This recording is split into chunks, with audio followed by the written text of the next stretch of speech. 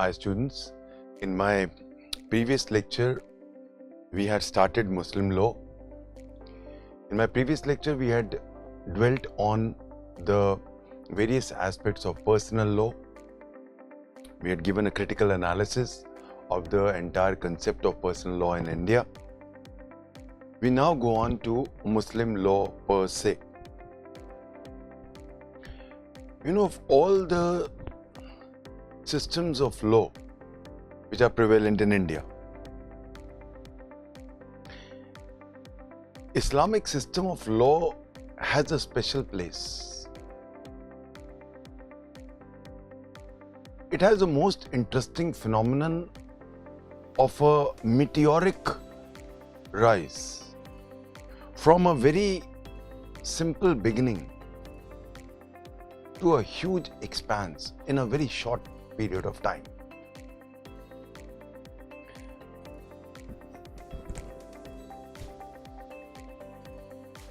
As I told you that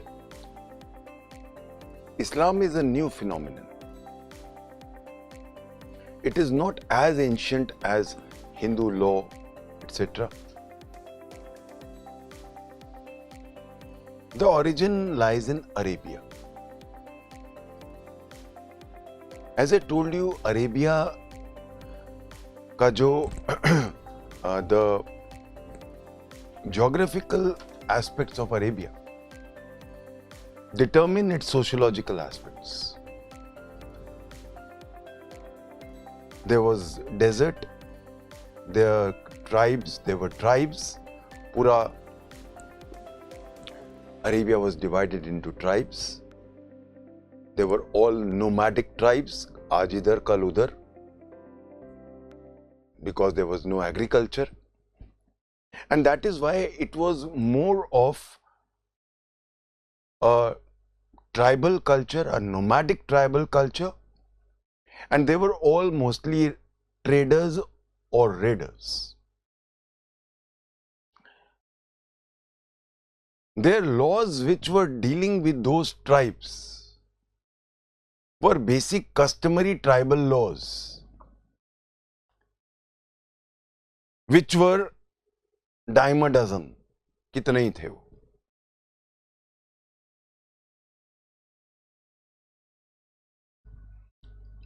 Since the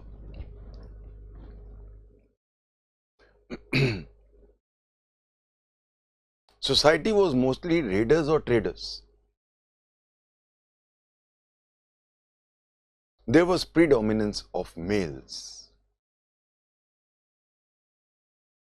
That is the reason why women were denigrated to a secondary status. This is obvious when we see the law of marriage, divorce, muta marriages. देखेंगे हम सब बाद में.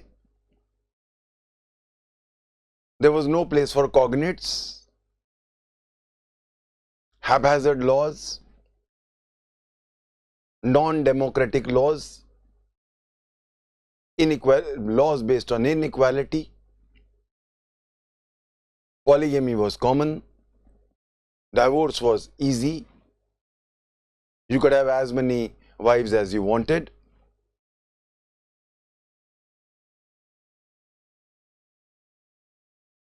This was the existing structure.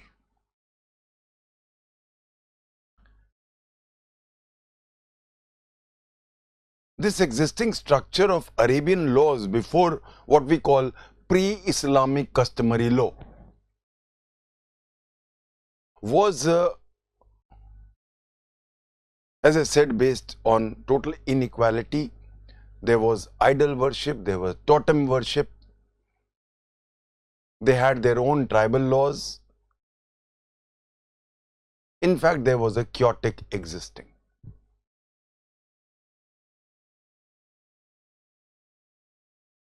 Then comes Prophet Muhammad.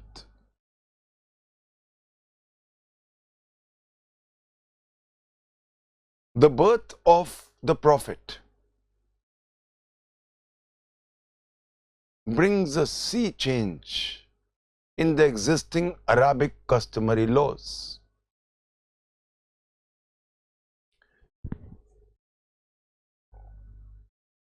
The Prophet was born in 570 AD. When he was born, his father was no more. He was brought up by his mother. Then she also died early. Then he was brought up by his grandfather, and after him by his uncle.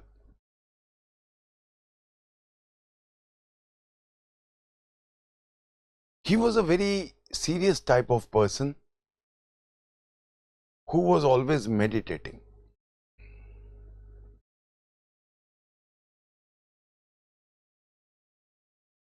At the age of 35, he married a widow called Khadija.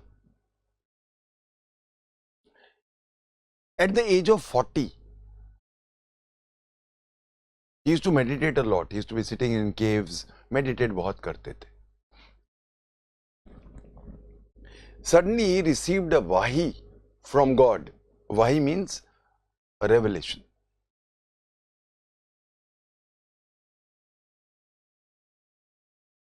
And the God's revelations came to him through an angel called Gabriel. So Archangel Gabriel ke through, God gave him revelations.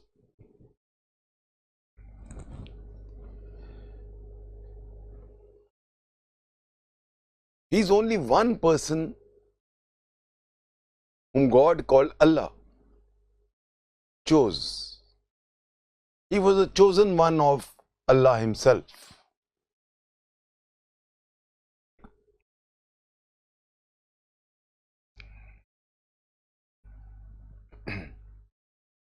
Unlike Hinduism, where we have a pantheon of gods,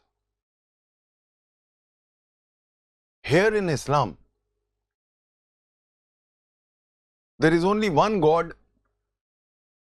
called Allah,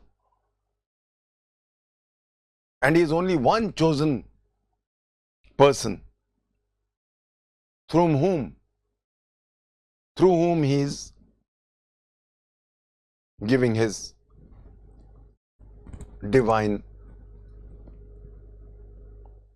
orders. ये basic reason है Hinduism में और इस्लाम में. इस्लाम में there is only one God, and उनका भी सिर्फ एक ही नुमाइंदा है, हुज प्रॉफिट मोहम्मद. और क्योंकि उन्होंने खुद चुना है, इसलिए जो भी प्रॉफिट कह रहे हैं वो भी अल्लाह की ही जुबान बोल रहे हैं.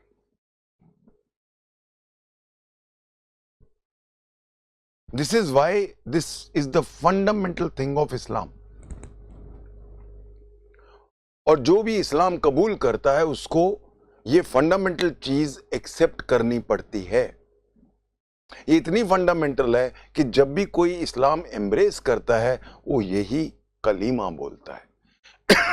दिस इज कॉल्ड कलीमा. What is that?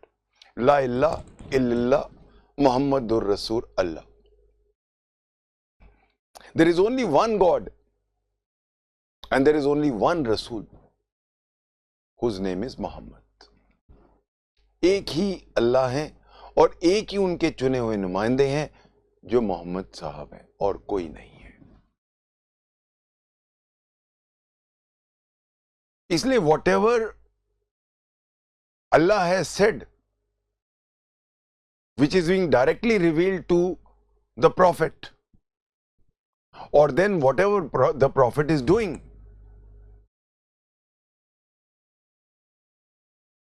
वो सारा डिवाइन लॉ है. वो डिवाइन लॉ है, इसलिए वो चेंज नहीं किया जा सकता, because it is the word of Allah himself, which is now being written in the Holy Quran.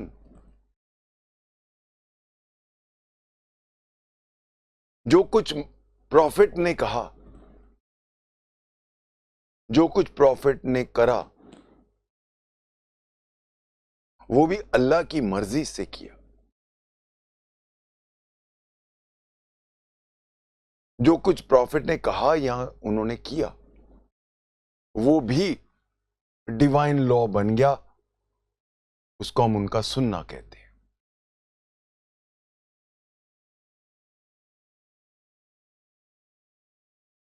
वाही में जो उनको रेवलेशंस मिले वो उन्होंने अपने फॉलोअर्स को बताए। इनके जो इनिशियल फॉलोअर्स थे, सबसे पहले उनकी अपनी वाइफ खदीजा, उनके ससुर अबू बकर, एक ब्लाइंड स्कॉलर था जो उनका बहुत बड़ा शिष्य था। His name is Waraqa, WARAKA। And then there were 3 more people,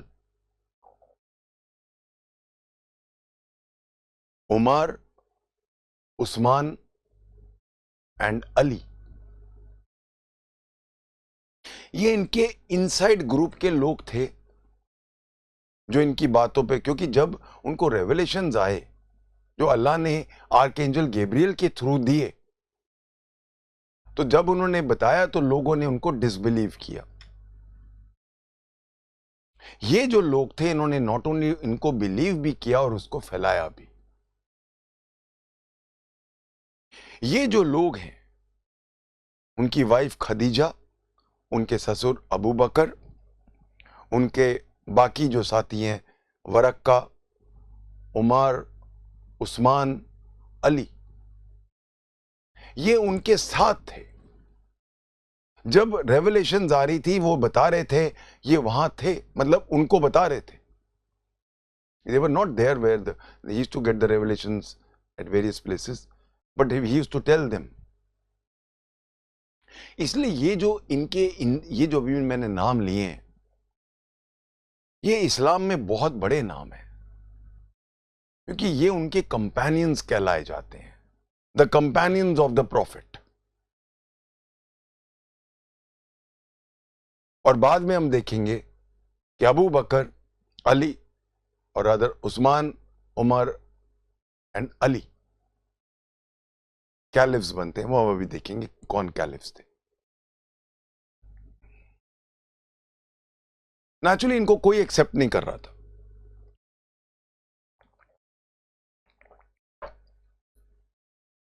he was इन मक्का। वहां के जो पगान्स हैं उन्होंने इनको परसिक्यूट करना शुरू कर दिया, इनको मारने तक की नौबत आ गई। From there he went to Medina, क्योंकि इनके पीछे पड़ गए वहां के जो रूलर्स थे पगान्स, दे ऑल परसिक्यूटेड हिम, और इन्होंने सब ने मदीना चले गए। ये जो मक्का से Medina, MECCA and MADINA, Medina, ये जो जाना है, this flight from Mecca to Medina, this process is called Hejira, HEJIRA, also called Hijri, HIJIRI, जैसे मर्जी बोल दो। ये हजीरा जो है, this is the most important epoch in Muslim law and Muslim theology. ये होता है 622 AD, 622 AD is the year of Hijra, when the Prophet took a flight from Mecca to Medina.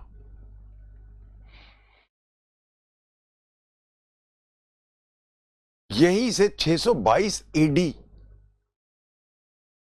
से मुस्लिम कैलेंडर शुरू होता है, यानी कि 623 AD will be called after Hijra 1 AH1। तो Muslim calendar always is AH।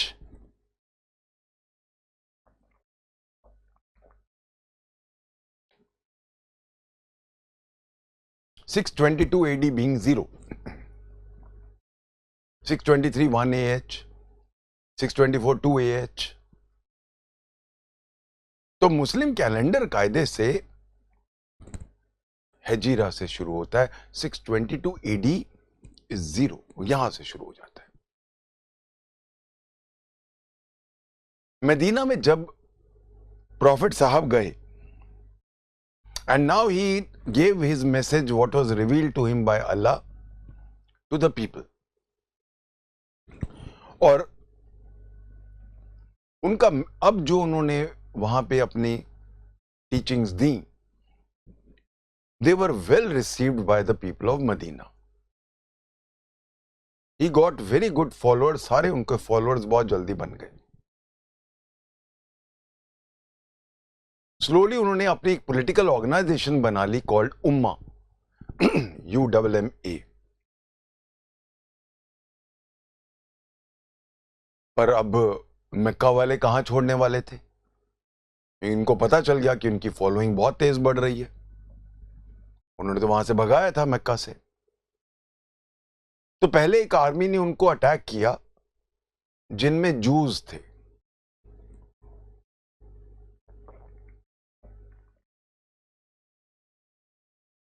बाद में क्रिश्चियन आर्मीज ने भी इनको अटैक किया। सबको प्रॉफिट मोहम्मद की आर्मीज ने सबको हरा दिया। हारने के बाद वापस इनका पूरा कब्जा मक्का, मदीना और बहुत सारे सराउंडिंग एरिया में हो गया। यह सबसे गोल्डन पीरियड है इस्लाम का। He was in Medina for about 10 years। As 10 में उनकी डेथ हो जाती है। He died in 632 AD। ये जो 10 साल थे मदीना में, सारा मैक्सिमम मुस्लिम लॉ का काम अब हुआ है। This is the reason why Muslims और जूस की और क्रिश्चियंस की लड़ाई है, क्योंकि जूस ने सबसे पहले अटैक किया था, फिर क्रिश्चियंस ने किया, सबको हराया इन्होंने। बट दे, क्योंकि उन्होंने नेचुरली, फॉलोअर्स यही मानते हैं कि उन्होंने हाउ डेयर दे अटैक, वो भी हमारे प्रॉफिट को, इसलिए कभी भी जूस की और मुस्लिम्स की नहीं बनी, या क्रिश्चियंस और मुस्लिम्स की नहीं बनी। उसका बैकग्राउंड ये है, in these 10 years in Medina, the maximum of the Holy Quran was spoken. I'm using the word spoken क्योंकि कुरान शरीफ लिखी नहीं गई थी। प्रॉफिट साहब बोलते थे और लोग उसको जहां जो कुछ मिलता था वहां लिखते थे। बड़े बड़े पाम के पत्तों पे लिखते थे, पत्थरों पे लिखते थे, यहां तक कि बड़े जानवरों की जो शोल्डर ब्लेड्स की हड्डियां होती हैं उन पे भी लिखते थे। It was like pearls of wisdom which were coming from their God Allah, who was now speaking through the prophet. इन सबको कंपाइल तो बहुत बाद में किया गया। जो आज हम स्वरूप देखते हैं होली कुरान का, वो बहुत बाद में आता है। प्रॉफिट साहब के टाइम पे ये नहीं था कि holy Quran was now cut and dried and bound as a book and brought out, नहीं, ये बहुत बाद में होता है। जैसे कि हम अगर इनका पैरेलल देखें हमारे हिंदू लॉ में, तो हिंदू लॉ का शुरुआत भी श्रुति से होता है। बाद में इनको याद करके लिखा गया स्मृतिज में। सिमिलरली यहां पे भी जो वो बोलते जा रहे थे, लोग लिखते जा रहे थे।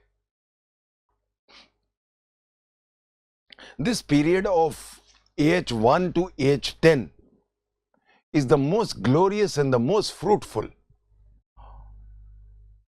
because all the verses of the Holy Quran were composed at this time. इस टाइम पे सारे जितने भी होली कुरान के इंपॉर्टेंट वर्सेस हैं, ग्लोरी, क्योंकि सारी कुरान इसी टाइम लिखी गई है। रीजन ये है कि अल्लाह ने सिर्फ एक ही इंसान को चुना था, वो थे प्रॉफिट। और कोई नहीं है जिसको अल्लाह ने चूज किया है। इसीलिए रेवलेशन सिर्फ और सिर्फ प्रॉफिट साहब को आती है, और इसीलिए जो कुछ उन्होंने कहा है वो तो अल्लाह का ही वर्ड है। This is the basic problem which has come while trying to amend Muslim laws और codify Muslim laws। ये बेसिक रीजन है कि क्यों आज तक हम मुस्लिम लॉ को कोडिफाई नहीं कर सके। अनलाइक हिंदू लॉ जो हमने बहुत जल्दी 1955 में शुरू कर दी थी, HMA 1955 में आता है, ये बाद में आता है।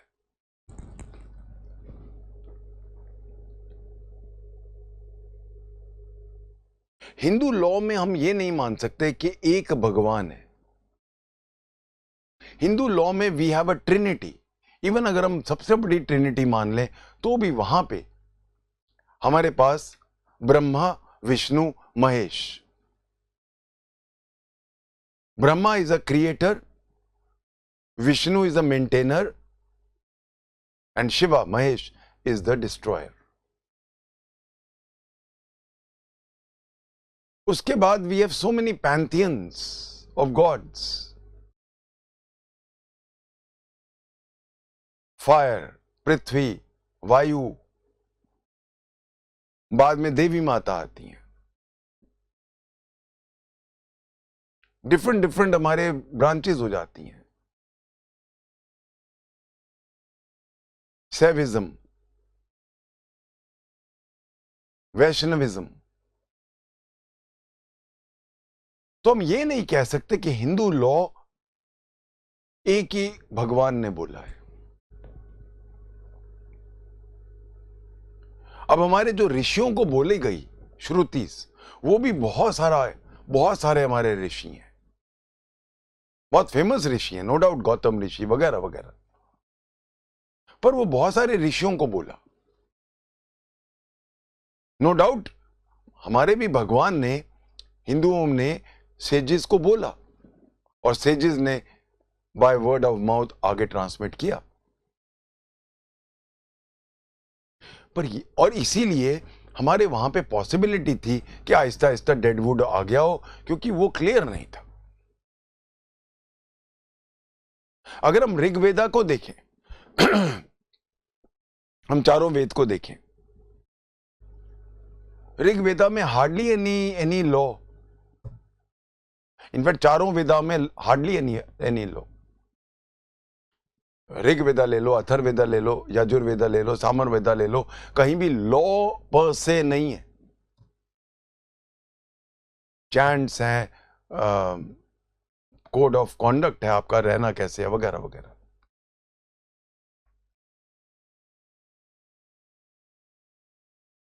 यहां पे फर्क है। यहां पे अल्लाह खुद, जो एक ही हमारे भगवान है, यहां फर्क आ गया। ला इल्ला इल्लल्लाह, there is only one God, बस। और उनका भी सिर्फ एक ही आदमी है एक ही चोजन वन है। That chosen one is prophet Mohammad, ला इल्ला इल्लल्लाह, मोहम्मदुर रसूल अल्लाह। एक ही है बस। तो कोई भी अब स्कोप नहीं है कि हम अल्लाह का वर्ड चेंज कर सकें जो उन्होंने सिर्फ प्रॉफिट के थ्रू बताया। How can man change the word of Allah? Parliament कौन होती है अल्लाह का वर्ड चेंज करने को? It is a very word of God, and this word, whatever the teachings are, not the teachings given now, they were always there and they will always remain. You as earthly beings, how can you change that law which is a divine law, which divine law is far superior to man-made law? कैसे change करोगे? ये basic road block है मुस्लिम law को Codify करने के लिए, और ये कारण है कि आज तक क्यों हम मुस्लिम लॉ को कोडिफाई हिंदू लॉ की तरह नहीं कर पाए, क्योंकि वो सारा लॉ भी जो है वो हमें अल्लाह ताला ने दिया। I hope everybody is understanding the basics. क्यों हुआ ऐसा?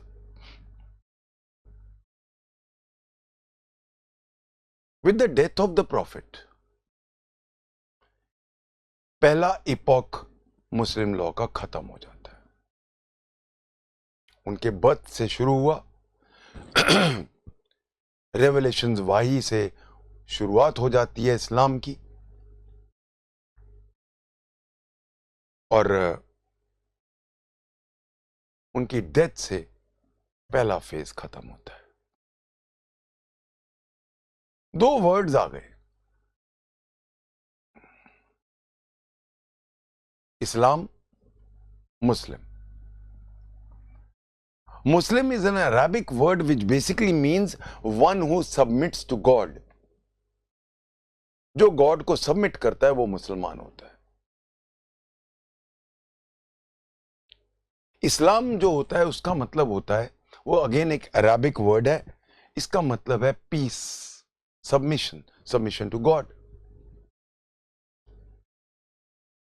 And Muslim is one who submits to God. And because he submits to God, there is peace.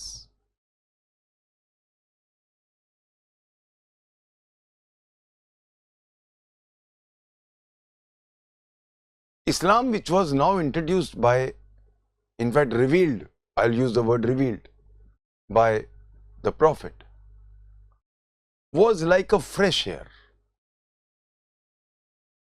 Arab world जो ट्राइब्स में बटा हुआ था, जो हजारों तरह की पूजा करता था, आइडल्स थे, टोटेम्स थे, एक बहुत ही हैपहैजर्ड सोसाइटी थी, एक हाईली डिसऑर्डर्ड सोसाइटी थी, एक हाईली इनइक्वल्स भरी हुई थी, इनइक्वालिटी से वो सोसाइटी थी, जहां पे the women had a very denigrated low role. Even the older people had very less rights.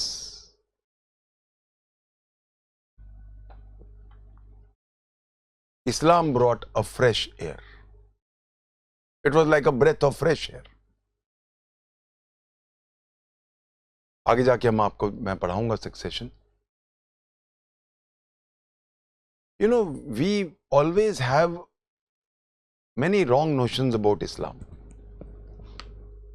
हम हमेशा सोचते हैं कि इस्लाम तो मतलब है कि terrorists.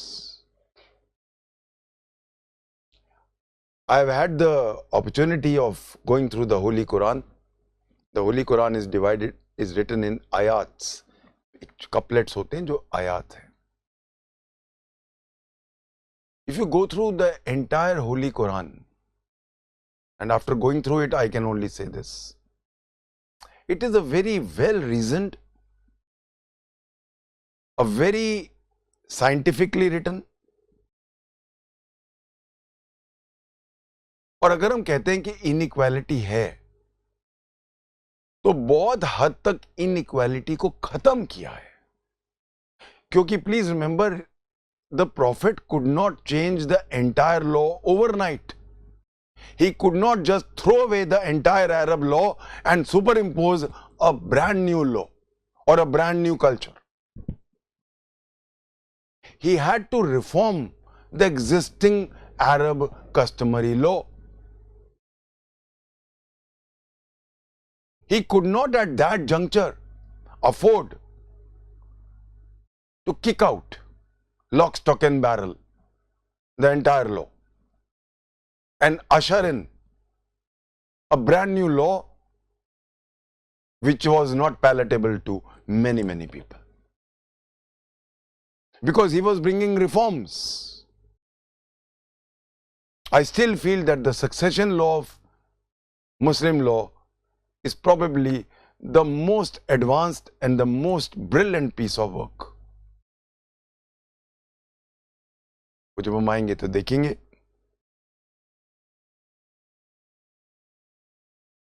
Unfortunately, these terrorists, in the name of jihad also I will discuss, इसका misuse किया है.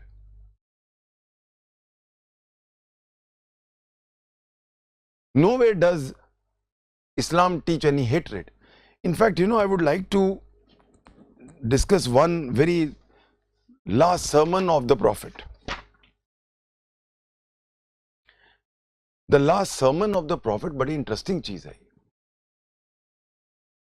Brotherhood of man.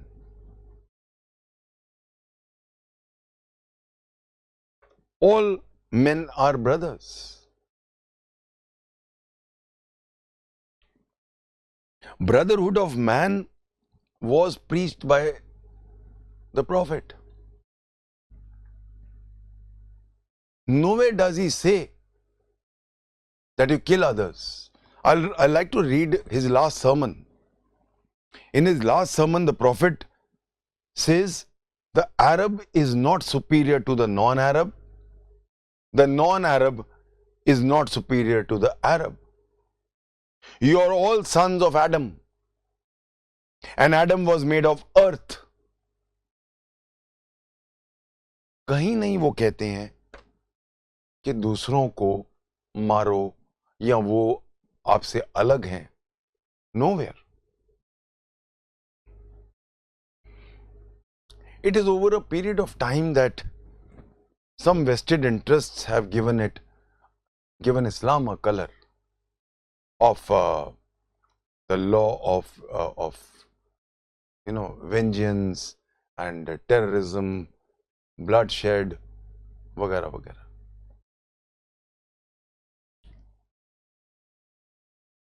हम पहले आज हिस्ट्री खत्म कर लेते हैं. I'll go to शरीयत in my next lecture naturally, but मैं ये चीज समझाना चाहता हूं. All of us, have got preconceived notions because of ये पिछले 10-20 साल से जो टेररिस्ट एक्ट्स हो रहे हैं, चाहे वो ISIS था या और भी जो भी हैं, जो इतने सारे टेररिस्ट ऑर्गेनाइजेशंस हैं.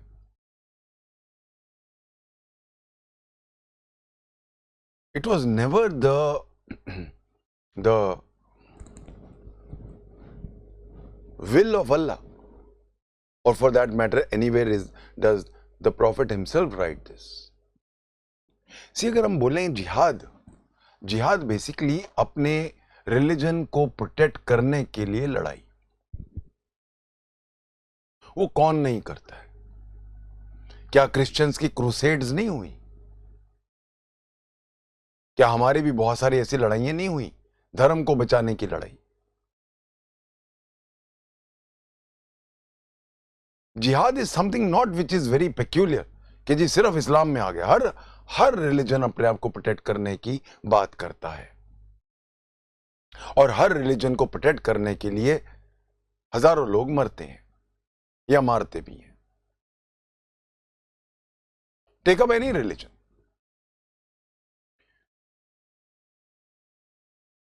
However, somehow, because of vested interests, कुछ लोगों ने अपना उल्लू सीधा करने के लिए बना लिए. इसको अब एक अलग ही इंटरप्रिटेशन दे दी है. जिहाद के नाम पे आई विल से बहुत सारा अन्याय भी हो रहा है, जो कि कभी प्रॉफिट मोहम्मद ने नहीं कहा. However, there has been now a wide, worldwide एक एक एक कहीं एक एस्पेक्ट आ गया. Jihad is terrorism. So first of all, before we start Muslim law, we must open the doors of our mind to realities, to reason, and not have any preconceived notions about any religion or any law which emanates from such religion. Any religion which is counterproductive, any religion which does not serve for the good of society ceases to exist. Islam is the second largest religion in the world today. उसकी अच्छाइयां हैं, उसकी वजह से.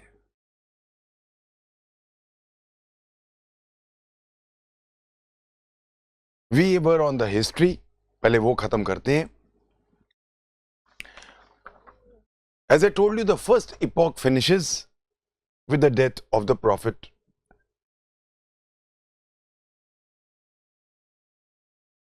In AD, AH 11 rather, 632.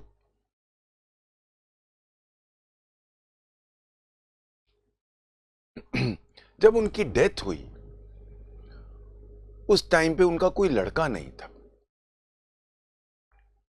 उनकी लड़की थी,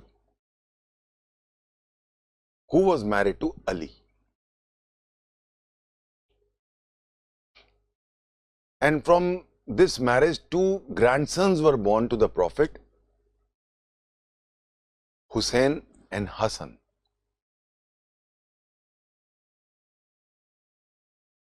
As I told you, Islam was not a new law, not a new पूरा एक way of life नया नहीं था. It was reformation of an already existing Arab customary law. This is the reason why, उसका हम बिल्कुल अरब law को जैसे कहते हैं ना साफ करके बाहर फेंक देते हैं, ऐसा नहीं कर सकते थे. उस अरब लॉ का एक बेस था, no place for agnates, sorry, no place for cognates. Only वो जो मेल्स हैं उनको राइट्स थे, चाहे वो प्रॉपर्टी के हैं या कोई भी है. कॉग्नेट्स जो लड़की के थ्रू आते थे, उनकी जगह बहुत ही पिछड़ी हुई थी. Now, when the Prophet died, he did not nominate any successor. उनकी डेथ के बाद एक लड़ाई छिड़ी. उसमें एक ग्रुप कहता था कि बाय इलेक्शन करो, और एक ग्रुप कहता था कि इलेक्शन क्यों करो. अभी उनके ग्रैंडसन्स नवासे जो हैं वो छोटे थे. Hasan and Hussain were minor. तो उनका जो फादर है अली, उनको बना दो, बिकॉज उनके पास डीएनए है प्रॉफिट का. Hussain and Hasan both belong, both are the grandsons of the prophet. क्योंकि उनके ग्रैंडसन्स हैं तो उनमें खून तो प्रॉफिट का ही है, डीएनए तो प्रॉफिट का है. तो जब हमारे पास प्रॉफिट का डीएनए के लोग मौजूद हैं, तो हम क्यों बाहर का आदमी अलाउ करें. ये लड़ाई हो गई.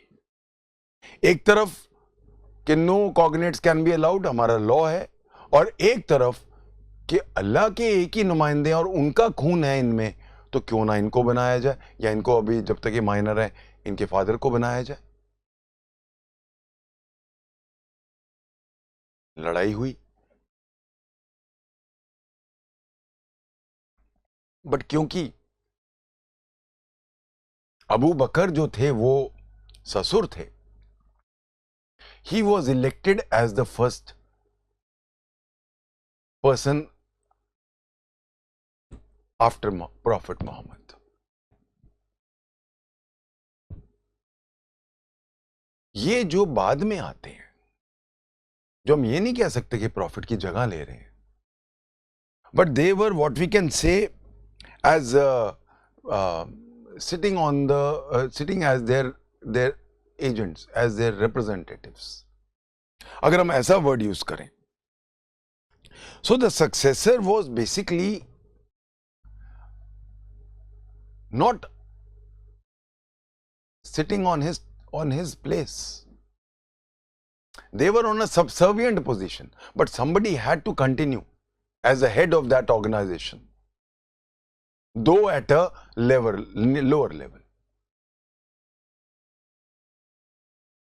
रसूल तो एक ही हैं और वो हैं प्रॉफिट, पर अब उनकी जगह उनके अब लोअर लोग बैठ सकते हैं, क्योंकि प्रॉफिट तो एक ही हैं और वो तो गए।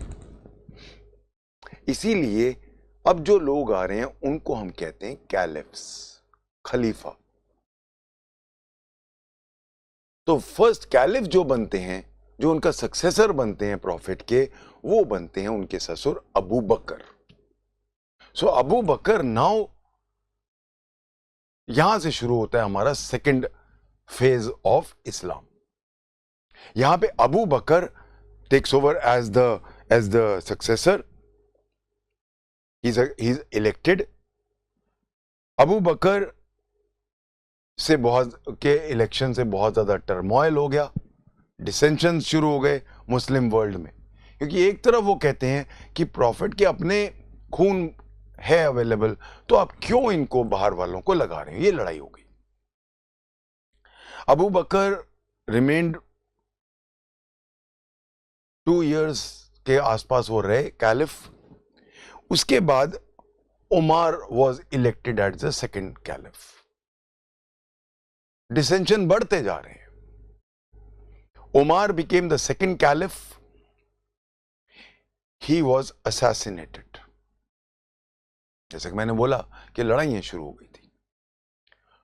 उमर के बाद आते हैं Usman. He became the third caliph. Even he was assassinated.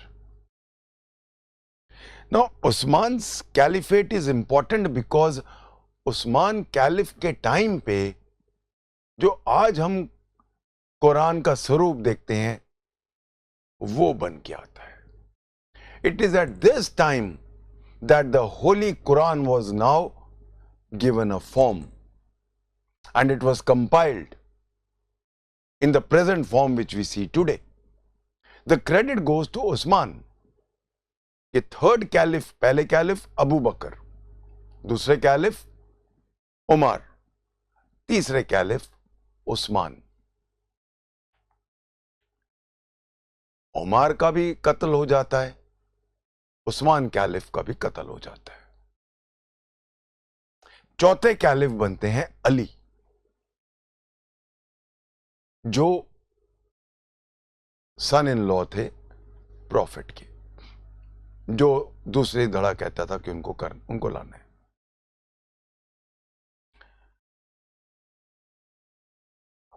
Ali also was assassinated, क्योंकि अब दूसरे वाले जो थे वो खुश नहीं थे। अभी क्योंकि इतने असैसिनेशंस, 3 कैलिफ्स असैसिनेट हो गए थे, उनका कत्ल हो गया था। इसके बाद क्या हुआ कि अब बच्चे भी बड़े हो गए थे। One of the grandsons of the prophet, Hasan, उन्होंने कहा कि मुझे नहीं लड़ना। बट यहां पे हम बात करते हैं कि जब अली बिकम्स कैलिफ, यहां पे हमारा फेज 2 खत्म हो जाता है। ये चारों कौन थे? अबू बकर, उनके अपने ससुर एंड उनके companion, Umar, Usman and Ali, all 4 are his companions, जो कायदे से उनके साथ थे जब रेवलेशंस आ रहे थे। इनकी जो ये ट्राइब थी सारी, उनका नाम था कुरैशीज। तो पूरी ट्राइब जो थी वो थी कुरैशीज। कुरैशीज में आपस में फूट पड़ गई। एक धड़ा उनमें से कहता था कि ये जो कैलिफ्स हैं ये भी तो प्रॉफिट के साथ ही उठते बैठते थे, सारे रेवलेशंस प्रॉफिट ने इनको डायरेक्टली दिए, तो ये क्यों ना कैलिफ बने, क्या गड़बड़ है। और हमारे यहाँ पे तो अरब लॉ में तो कहीं भी कोई लड़की की बच्चों की जगह नहीं है, कॉग्नेट्स की जगह नहीं है, तो क्या गलती है अगर हम इनको बना रहे हैं। और एक धड़ा कहता था नहीं, सिर्फ जो प्रॉफिट के डीएनए है, उनके खून है जिनमें, वो ही बनने चाहिए। इस वजह से कुरैशी ट्राइब दो पार्ट्स में डिवाइड हो गई। एक पार्ट का नाम हो गया Umayyads. How do we spell Umayyads? OMMAYADS, Umayyads. और दूसरे जो कहते थे कि प्रॉफिट के खून जिनमें है उनको बनाना है, उनका नाम हो गया हैशमाइट्स, HASHIMITES। तो कुरैशी ट्राइब जो एक थी प्रॉफिट के टाइम पे, उसका विभाजन हो गया, उसका डिवीजन हो गया। एक बन गए उमायद्स और एक बन गए हैशमाइट्स। यही अब बनते हैं बाद में, ये बन जाते हैं सुन्नी और वो बन जाते हैं शिया।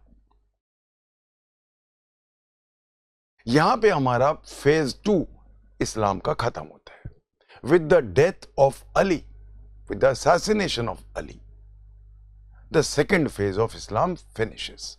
तो सेकेंड फेज कौन था? कैलिफ्स। चार कैलिफ, चारों कैलिफ जो कभी ना कभी प्रॉफिट के साथ जुड़े हुए थे, जो उनके खास थे, कंपेनियन थे। Now with the death of Ali, मैंने आपको बताया कि दो धड़े बन चुके थे, उमायद्स एंड हैशमाइट्स। ये सुन्नी बनते हैं बाद में, ये शिया। जो अब डेथ होती है प्रॉफिट की, तो जो अली के बेटे थे हसन, उन्होंने कहा कि मुझे लड़ाई है नहीं लड़नी। सारे 3 कैलिफ्स के तो कत्ल हो गया था। उन्होंने कहा लड़ाई छोड़ो, उमायद्स को हम दे देते हैं। Naturally he was backed by the Hashemites, Shias, तो शियाज इनको बैक कर रहे थे।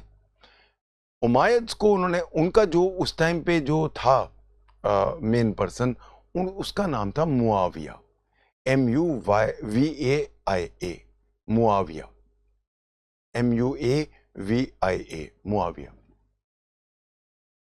तो हसन ने कहा कि हम क्यों लड़ रहे हैं, आपको गद्दी चाहिए ना, ले लो, I am giving it to you.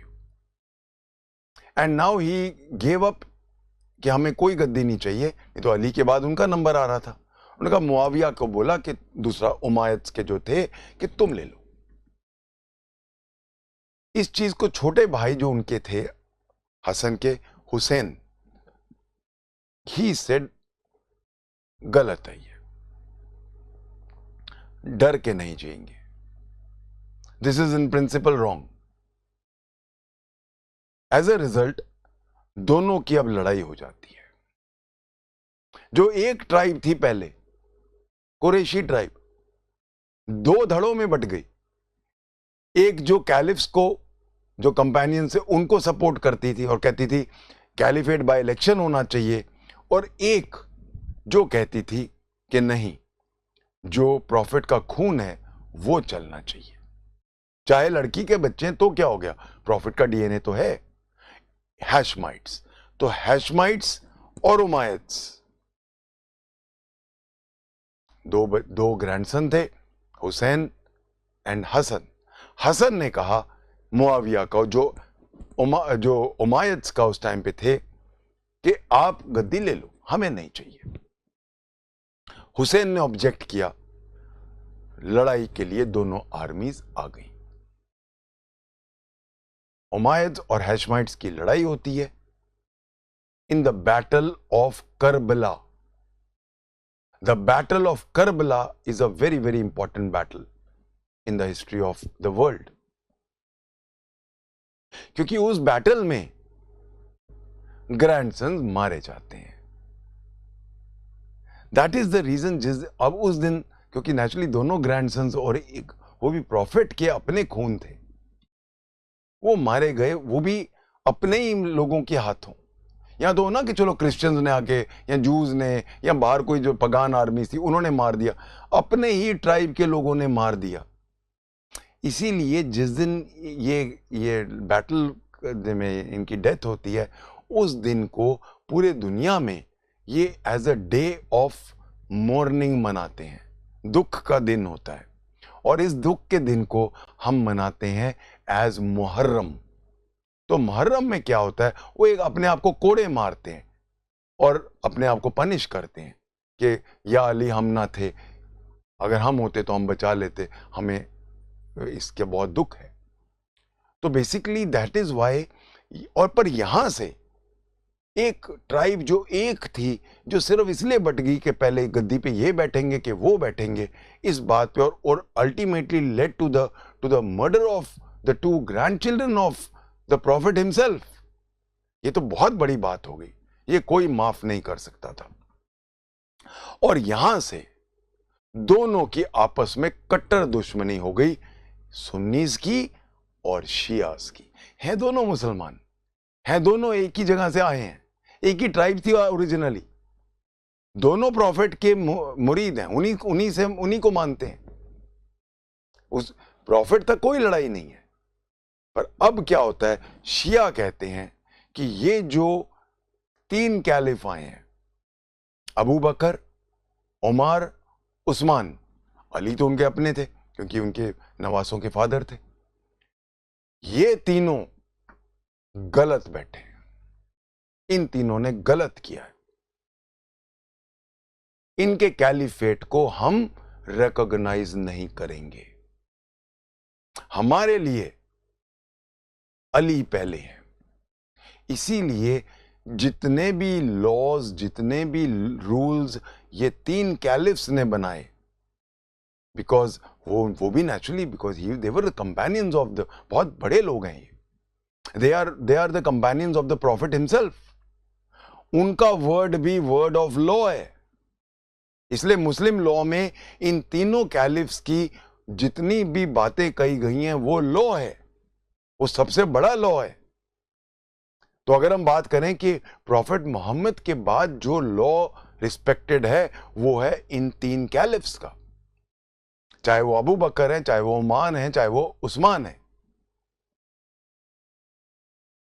Shias कहते हैं, ये जो हैशमाइट से शिया बन गए, ये कहते हैं कि हम उन पहले 3 को रिकॉग्नाइज नहीं करेंगे और उनके जो लॉज उन्होंने दिए हैं वो रिकॉग्नाइज नहीं करेंगे. ये जो सुन्नीज हैं, जो उमायद से पहले, वो कहते हैं हमारे तो ये हैं.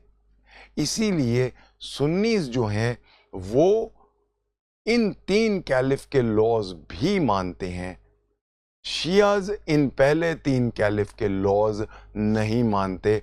और यही फर्क है सुन्नीज का और शियाज का.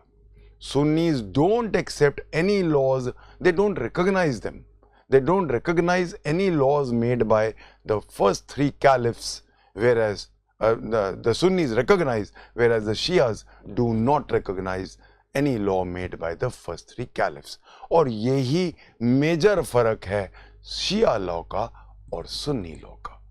I hope everybody is understood कि शिया और सुन्नीस की आपस में लड़ाई कैसे शुरू हुई और क्या. अब ये जहां पे अली का असैसिनेशन होता है, मैंने आपको बताया था, वहां मुस्लिम लॉ का 2nd फेज खत्म हो जाता है. यहां से तीसरा फेज शुरू होता है. तीसरे फेज में मैंने आपको जैसा कि बताया, Hasan had resigned in favour of Muawiya, Umayyads का. बैटल ऑफ करबला होती है बिकॉज दूसरे भाई हुसैन ने मना कर दिया एक्सेप्ट करने को. और यहां से कंप्लीट डिवीजन हो जाती है. 2 धड़े हमेशा के लिए बन जाते हैं, सुन्नीस के और शियास के. इसके बाद बैटल ऑफ करबला के बाद Muawiya became the head of Arabs. उनके मरने के बाद, मुआविया के मरने के बाद, अभी तक तो इलेक्शन हो रहा था, अब शुरू हो गया हेरिडेटरी कैलिफ। जो कैलिफ होगा उसका बेटा अगला कैलिफ बनेगा। तो hereditary principle was introduced after the death of Muawiya. काफी साल, काफी सेंचुरीज उमायद डायनेस्टी बना चलती गई, उमायद्स थे ये। उसके बाद एक और लोग आते हैं, अब्बासिड्स, ABBASIDES। ये अब्बासिड्स जो आते हैं ये उमायद्स को ओवरथ्रो कर देते हैं। अब एक नई डायनेस्टी आती है अब्बासिड्स की, जो उमायद्स को अब बाहर कर देते हैं और अब वो गद्दी पे बैठ जाते हैं।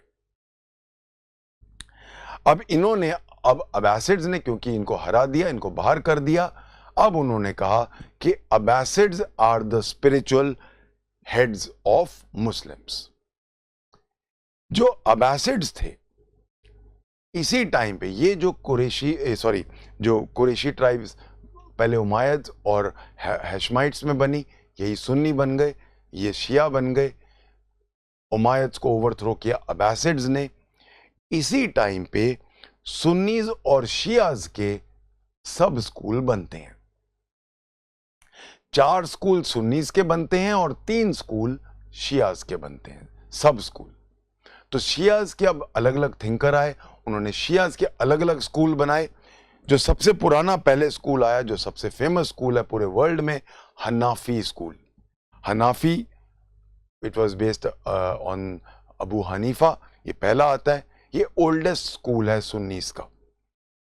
उसके बाद आता है second Shafi school, Shafi, which was again based on Muhammad Shafi के बेस पे था। तीसरा आता है हनबाली, HANBALI, हनबाली स्कूल, जो हनबाल, अहमद हनबाल ने he had laid down the foundation, and the last school is the Maliki school. तो बेसिकली 4 सब स्कूल बनते हैं, हनाफी, मलिकी, शफी एंड हनबाली। ये 4 सुन्नी स्कूल बनते हैं। वो हम आगे पढ़ेंगे कि क्यों, इनका फर्क क्या है, थोड़ा बहुत बताऊंगा मैं। उधर शियाज के भी 3 स्कूल बन गए। पहला स्कूल जो बन गया वो बन गया जायदी, ZAYDI, जायदी स्कूल। दूसरा जो इंडिया में मेन है वो है इथना अशारी, ITHANA, इथना अशारी, ASHARI, इतना अशारी स्कूल। और तीसरा स्कूल आता है इस्माइल स्कूल। तो कायदे से 4 सब स्कूल बन गए सुन्नीस के और 3 सब स्कूल बन गए शिया के। तो अब अब्बासिड्स का पूरा चल पड़ता है। This is the Abbasids rule. और उसी टाइम पे ये चेंजेस आ रहे हैं। अब बहुत सारे changes, naturally lot of changes were coming in. As I said, naturally, क्योंकि इस्लाम बढ़ रहा था, बहुत बढ़ रहा था, पूरे वर्ल्ड में फैल गया था, मिड एशिया में तो पूरा आ गया था। नेचुरली नए लोगों को कंट्रोल कर रहे थे। अब आर्मीज आगे बढ़ रही थी। अब जहां जहां वो कॉन्कर कर रहे थे, उनका एरियाज भी आ रहा था इनके पास, उनके भी चीजें समझ रहे थे। सो बहुत सारे चेंजेस आ रहे थे इनमें। All those changes were being incorporated in Islam, and Islam was growing, और हर चीजें उसमें बहुत सारी इनकॉर्पोरेट होके आ रही थी। तो यहाँ पे अब्बासिड्स के टाइम तक का हमारा है फेज नंबर 3। तो यहाँ पे हमारा खत्म होता है फेज 3। 4th फेज में क्या होता है? Abbasids were now ruling the entire world, और उसमें अब मंगोल्स इन्वेड करते हैं बगदाद को। 1258 AD की बात है, मंगोल्स करते हैं। और जो 37th अब्बासिड के जो कैलिफ थे उनका नाम था अलमुस्ता, ये याद रखने की जरूरत नहीं है, उनका मर्डर हो जाता है। तो पहली बार किसी कैलिफ का मर्डर होता है। मंगोल्स बहुत खूंखार लोग थे, इंडिया में भी आए थे, दे मर्डर्ड। वो असैसिनेशन से पूरा का पूरा कैलिफ की फैमिली को खत्म कर दिया था उन्होंने। उससे कैलिफेट का जो एक रुतबा था वो कम हुआ। Naturally, when the caliph could be murdered and his entire family could be assassinated, it naturally gives a bad name. उसके इसीलिए अब कैलिफेट चला गया कायरो, इजिप्ट। वहां पे अब्दुल अहमद थे। अब्दुल अहमद को कैलिफ बनाया गया कायरो में, और अब बगदाद से it has gone to Cairo in Egypt. इस टाइम पे 1500 के आसपास, 1500 ईडी के आसपास एक राइज होता है दुनिया के नक्शे पे, और हमारी हिस्ट्री का बहुत बड़ा एपोक है ये, Ottoman empire. Ottoman empire is a very very famous epoch in the world history. Ottoman Empire एक ऐसा बड़ा पूरा दुनिया को छा गया, पूरी जगह इस्लाम का इन्होंने बना दिया। Turkey was a base. Constantinople was their main जो इनका कैपिटल था। कॉन्स्टेंटिनोपल से पूरा ओटोमैन एम्पायर, पूरा यहां तक कि हमारे बिल्कुल इंडिया के बॉर्डर तक आ जाता है। वो पहली और आखिरी बार था कि इतना बड़ा साम्राज्य जिसको हम कहते हैं इस्लामिक साम्राज्य था। जो आज के दिन में ISIS है, वो इसी चीज का सपना लेके चलती है कि एक बार पहले ओटोमैन एम्पायर था जो पूरे वर्ल्ड में छा गया था ऑलमोस्ट, तो वही हम दोबारा लाएंगे। उसी को बेस बनाया हुआ है ISIS ने। अब ओटोमैन एम्पायर का राइज होता है और ओटोमैन एम्पायर दुनिया में छा जाता है। सो नेचुरली कैलिफेट वही लेंगे जब सबसे पावरफुल हैं, और कैलिफेट का तब रुतबा वो नहीं रहा था। तो now what happens is, Ottoman empire जो है वो असाइन करा लेते हैं, डीड बनवा लेते हैं कि जो Selim one was the name of the emperor of Ottoman empire, उन्होंने अपने नाम पे कैलिफेट की डीड बना ली बाय असाइनमेंट। और अब कैलिफेट आ गया ओटोमैन एम्पायर के कॉन्स्टेंटिनोपल पे, जो आज की टर्की है हमारी। अब Constantinople became the seat of caliphate. अब तो बगदाद, कायरो, और अब now we are in Constantinople, जो हम टर्की आज के दिन में हम कहते हैं। टर्की में अब टर्की रिमेन, तभी तो आज के दिन में भी हम टर्की को बहुत बड़ा एक है, वैसे छोटा राज्य रह गया पर हम उसको बहुत बड़ा अहमियत देते हैं क्योंकि आखिरी कैलिफेट यहीं आया। इसके बाद टर्की में एक बहुत ही प्रोग्रेसिव बादशाह आता है। This was in 1922, Mustafa Kemal Ataturk. ये एक बहुत बड़ा नाम है हमारी हिस्ट्री में जो हमें जरूर याद रखना चाहिए, because this is one man who brought progressiveness to Turkey. He had a very big vision. He was a democratic person in nature. तो मुस्तफा कमाल अतातुर्क हमारे पास ना, इनफैक्ट दिल्ली में भी हम जब जाते हैं चाणक्यपुरी में, एक रोड उनके नाम पे ही है, मुस्तफा कमाल अतातुर्क मार्ग। ये बहुत फेमस मार्ग है because he is a very respected person, he is a very forward looking man and a very democratic type of person. He said, what is this मजाक? Caliphate started with the religious. अब ये तो आप बेच दे तो caliphate, लो जी तुम खरीद लो, ये तो खरीदने की चीज होगी, क्या मजाक बना दिया आपने। सो उन्होंने क्या किया, 1922 में अपनी जो उनकी पार्लियामेंट बैठी, उन्होंने एक प्रस्ताव निकाल के कैलिफेट को एबॉलिश कर दिया। द कैलिफेट स्टूड एबॉलिश्ड, और वहां से it stood abolished by a national Turkish assembly Ankara में बैठी, 1927 में कैलिफेट वाज एबॉलिश्ड और तब खत्म होता है। तो जो अबू बकर से शुरू हुआ कैलिफेट, वो 1927 में टर्की की नेशनल असेंबली उसको एबॉलिश कर देती, क्योंकि उन्होंने कहा ये क्या मजाक बन गया। ये जो कैलिफेट को एबॉलिश किया, बहुत बार कोशिश की गई। एक बार एक खिलाफत मूवमेंट शुरू हुई थी इंडिया में भी, अली ब्रदर ने यहाँ पे टर्की में ही शुरू की थी कि दोबारा कैलिफेट शुरू करो।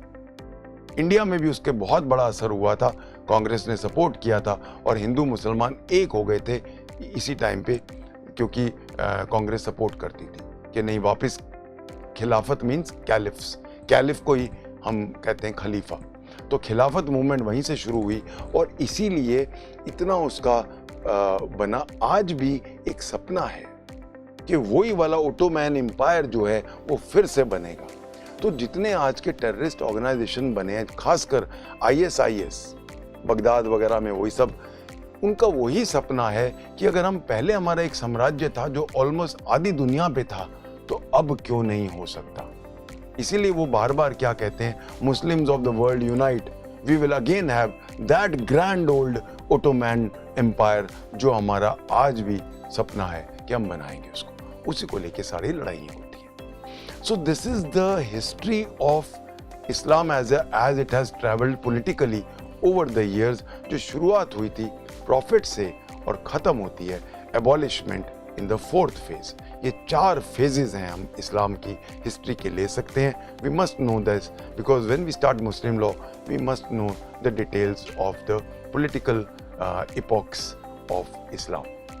I hope now everybody is clear about the entire history of Islam, how it has progressed, how Shias and Sunnis came into existence, what are the basic points of contention between them, and how the Islam has progressed over the centuries.